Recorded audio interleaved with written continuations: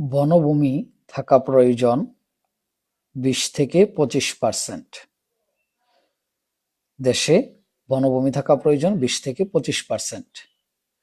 জিডিপিতে সবচেয়ে বেশি অবদান সেবা খাত। জিডিপিতে সবচেয়ে বেশি অবদান সেবা খাত। কৃষিতে রবি মৌসুম কার্তিক ফাল্গুন। রবি মৌসুম কার্তিক ফাল্গুন। বাংলাদেশের সবচেয়ে বেশি উৎপাদিত ধান বোরো। বয়ে বাংলাদেশ, বয়ে বোরো ধান। বর্ণালী ও শুভ্র ভুট্টা। উন্নত জাতের ভুট্টা। বয়ে ভুট্টা, বয়ে শুভ্র। বর্ণালী ও শুভ্র উন্নত জাতের ভুট্টা। ইউরিয়া সার থেকে উদ্ভিদ লাভ করে নাইট্রোজেন।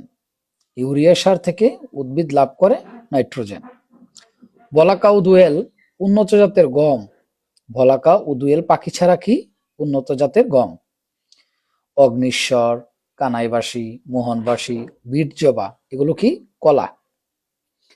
প্রাকৃতিক গ্যাসের প্রধান উপাদান মিথেন। কত পার্সেন্ট? 95-99%। প্রাকৃতিক গ্যাসের প্রধান উপাদান মিথেন। রপ্তানি আয়ে রেডিমেড গার্মেন্টস থেকে আসে। রপ্তানি আয়ে রেডিমেড গার্মেন্টস থেকে আসে। শুধু রপ্তানি আয় থেকে, রপ্তানির উপর থেকে যে আয়টা আসে রপ্তানি থেকে, রপ্তানি আয় রেডিমেড গার্মেন্টস থেকে আসে 37-39%। রপ্তানি আয় রেডিমেড গার্মেন্টস থেকে আসে 37-39%। ধান চাষ করা হয় 70% জমিতে। আবাদি জমি কত পার্সেন্ট? 70% জমিতে ধান চাষ করা হয়। শস্য ভাণ্ডার বলা হয় বরিশাল জেলাকে। কোনো একজনও যদি বরিশাল জেলার এই ভিডিওটি দেখেন অবশ্যই কমেন্টস করবেন। হ্যাঁ, শস্য ভাণ্ডার বরিশাল জেলা। সুন্দরবন, বাগেরহাট জেলার কেউ থাকে তারাও কমেন্ট করতে পারেন।